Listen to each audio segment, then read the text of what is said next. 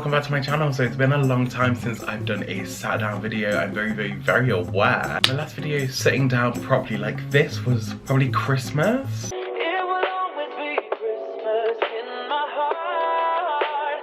I just wanted to let you guys know, a lot of you actually always want to know like how I edit, what I used to edit on, and I thought that I'd just give you my brain in a video and hopefully you can take some inspiration from this. That's all I can do, and if you end up implementing any of my sort of tricks, then let me know.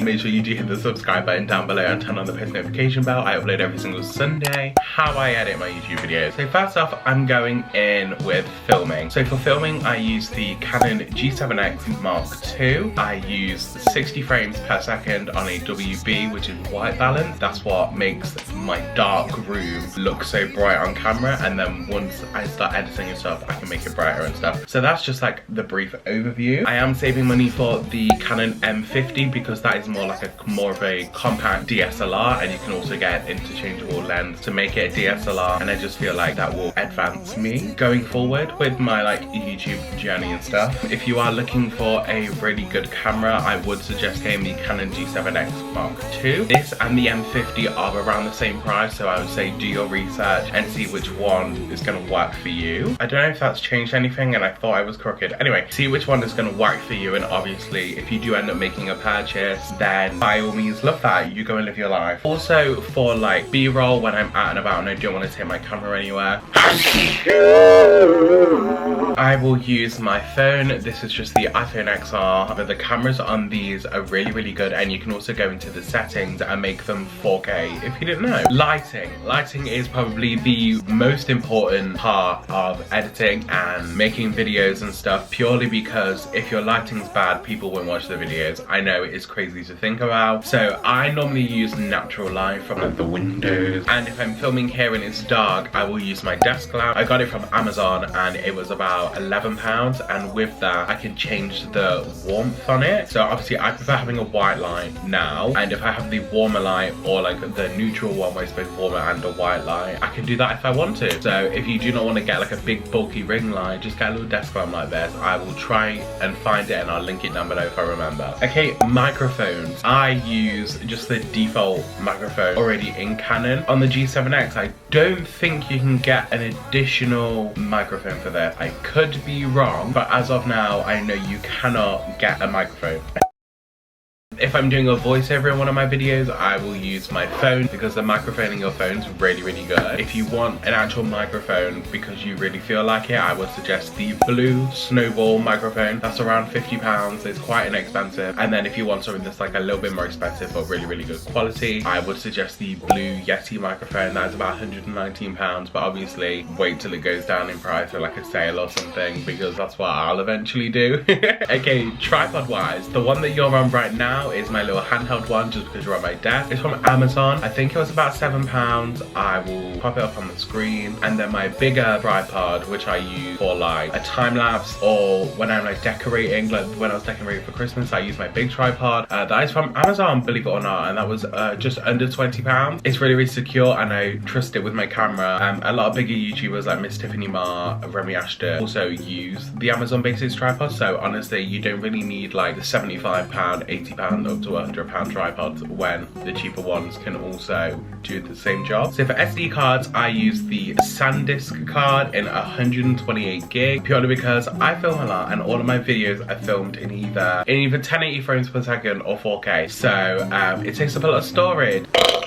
With all of my like equipment and stuff that I've just mentioned, I do want to preface by saying that you do not need this. If you just want to start off with your phone and a natural light, by all means go ahead. I've just accumulated things over time just because I was able to with my job, and I knew I was able to afford it financially. And obviously if you are in a position where you want to do this but you don't want to invest in the camera, then don't do it. Just use your phone to start off with. I just want to say it's not about what you use to film, it's about how you film your your video. This sort of leads on to the editing portion of this video. You want to make sure that your angles are always changing. You want to make sure your frames, that you're always in frame. And if you are off to the center, it's because you're popping something up here. You want to make sure that you're center 95% of the time. I know it's a lot to take in. You also need to make sure that the placement of your videos, because no one wants to watch a video that's not straight like this, like me. No one wants to watch that, so you have to make sure that it's balanced out. In the background, you want to make it homey in a sense if you are at home. So for example, I'm filming in my bedroom and I want you to notice that I'm in my bedroom and see the rest of my room from my mirror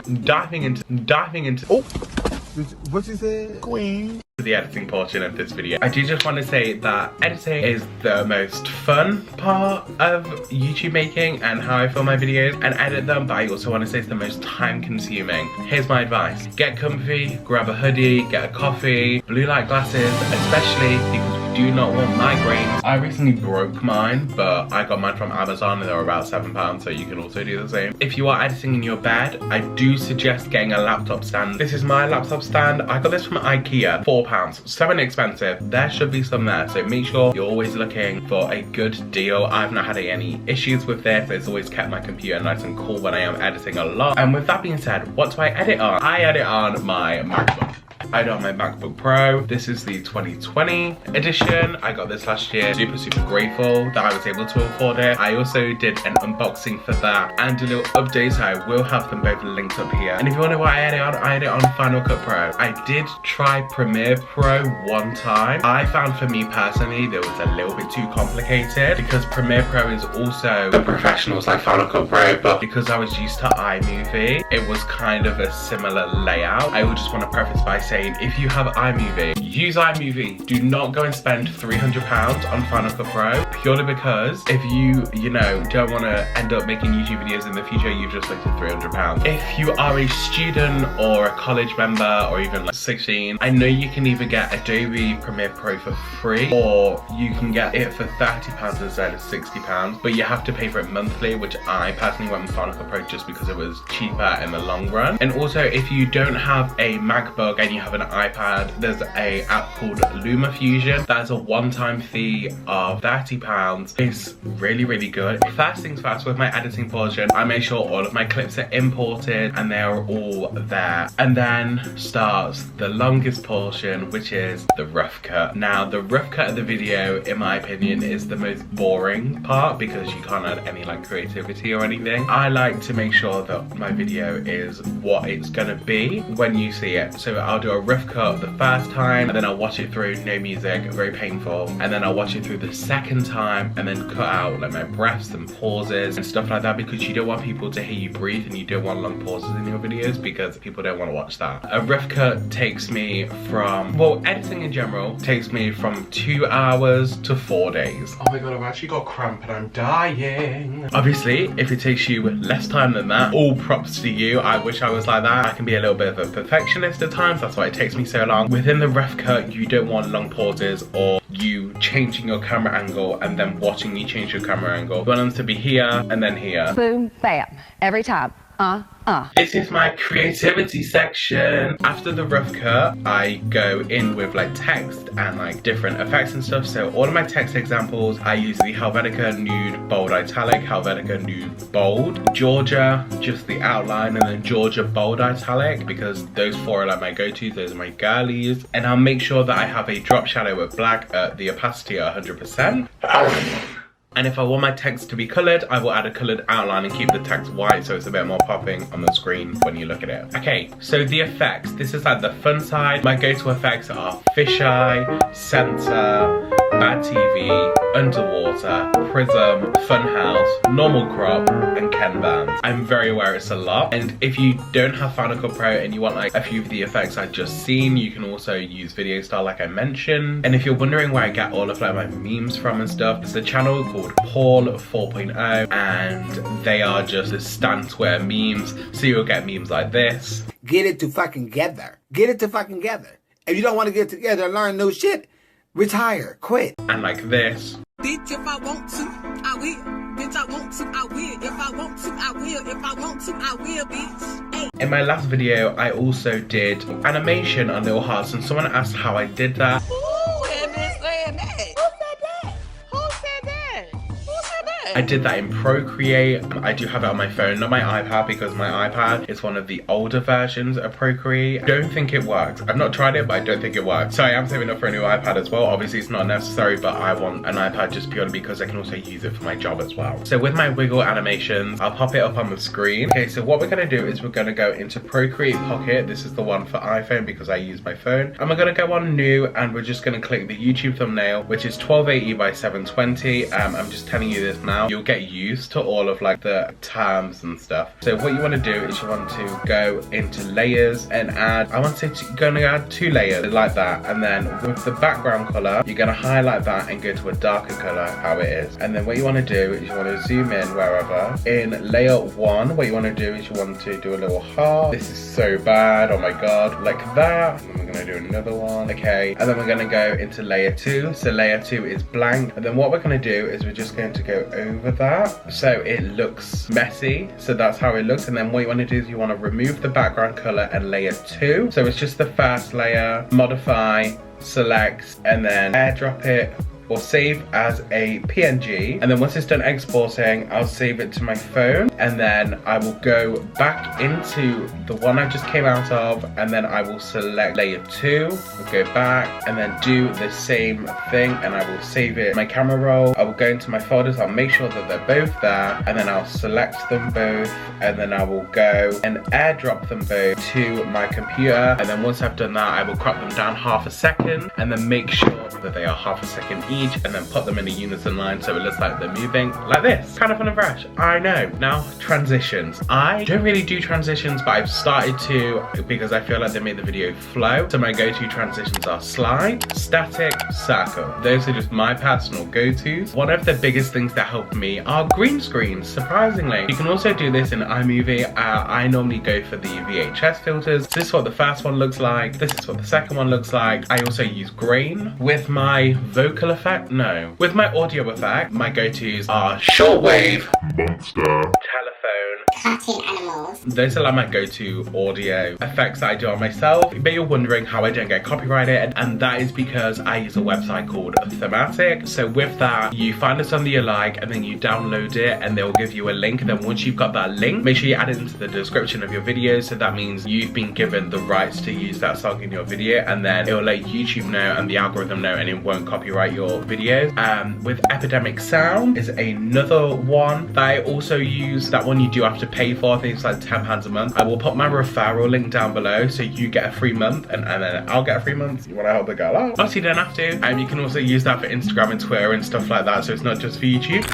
And also Epidemic Sound has over 90,000 sound effects, and they're all free. With sound effects in general, they're more than likely free. Don't quote me on that. And if you want to, you can go into YouTube and then find a sound effect that you like, and then save it to your computer as an audio file, and then you'll have it, period. If you have iMovie, all of these sound effects that everyone uses, like Emma Chamberlain, they're all in iMovie, and they're all free as well, just in case you didn't know. Another one that I also use is SoundCloud. So there's some songs on SoundCloud by like SoundCloud artists. They'll upload them to YouTube, and if they're not copyrighted, you can use them as long as you credit their SoundCloud and their YouTube channel. So there's a song called Gemini, because I'm also a Gemini and I like the song, by someone named Donovan. That is copyright free as of now. I used that in one of my videos, but I made sure I gave him credit in my description. With that being said, I just want to go off on a little tangent here and say that if you do have affiliate links and stuff in your description like I do, make sure at the bottom of your description or somewhere noticeable you have an FTC disclaimer, basically saying that some of your links are affiliate links and you do receive a small commission and stuff. Just because if you have an affiliate link and you don't put that, or if you have a code and you don't say that it's a code, you can go to jail. And also you can't copy someone's FTC disclaimer. It's also copyright and it's against the law, so you have to write one out. One of my friends who's a lawyer, she wrote mine out for me, and then I added in like my little besties at the end of it and like in between it as well, so it didn't sound so law-based. So just make sure you're mindful of that. I also want to play some of my favorite like copyright songs as of now, so here's a little selection. Distance, baby, love. Do we take a ride when we wake up? Hit the gas, melt your face off. Back and forth like Gemini. I can't seem to hit you.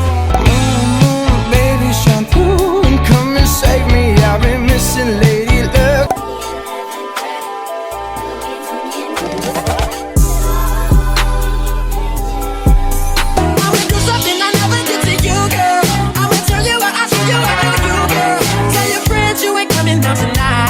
so now we're going in how I edit my thumbnail. So I think personally that my thumbnails, the best glow up for me personally. When I first started,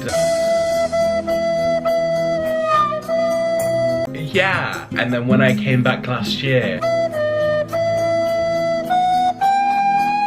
and then now,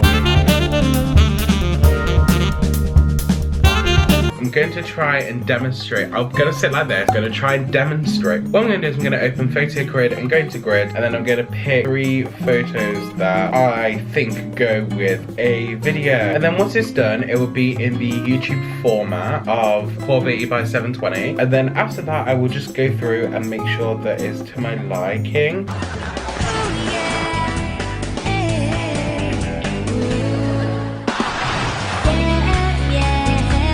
Okay, so let's say that's our perfect, beautiful thumbnail, 10 out of 10 would recommend. So what I'm gonna do is I'm just gonna save that, and then if I want to add text, I'll either go into Fonto or this app called Me Too. This one is how I get my wavy text. Find the thumbnail that we've just created, go into brushes, magic brush, sorry, and then type in our title of the video. I'm just gonna type in my first and last name. Then I'm gonna go into style and turn on the bold and the shadow. And my font that I like is this one here. It's the one that's highlighted in red. And then I will choose the size that I want, and then I will just draw.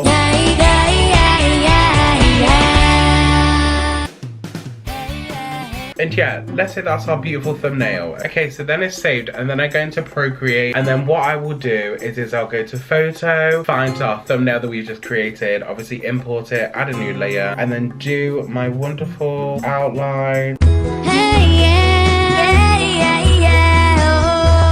Obviously, I'm not going to do it perfectly because I don't want you to sing here for like an hour. And then let's say these were like the perfect little stars. I'll just save that, and that's normally in my thumbnail. And then I'll go into Fonto and I will add text describing what's in the video, and then that's normally it. That's how I do my thumbnail. And also after, oh my god, I forgot to say, once I have done my finding the pictures, I will go into VSCO or Lightroom and I'll add a filter on. Literally forgot to mention that, and that's like the most important part. And then if my thumbnail is still empty after I've added in like the additional text, I'll either go into Pixar. No, I will go into Pixar, and I'll either add some butterflies or I'll add in some stars. And then that's kind of it on my thumbnails as well. And that kind of brings me to the end of this video. I have been filming for 45 minutes. So pray for me when I'm editing this over the next 4 days. I do also just want to say that I'm very, very thankful for, you know, you guys for watching my videos and helped me become better in my editing. And especially at the start, oh my god, like we didn't want to sit through a 10-second intro. You know what I mean? So I'm very, very grateful. I've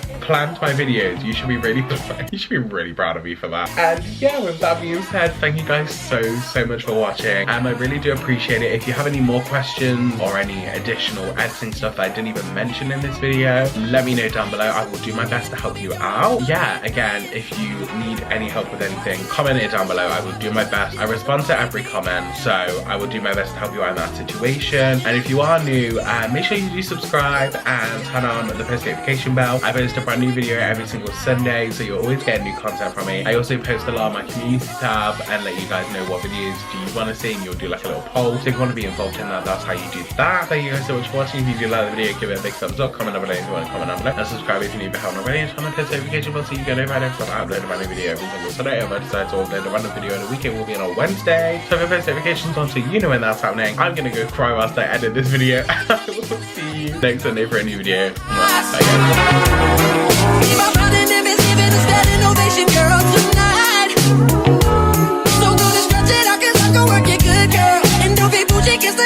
guys.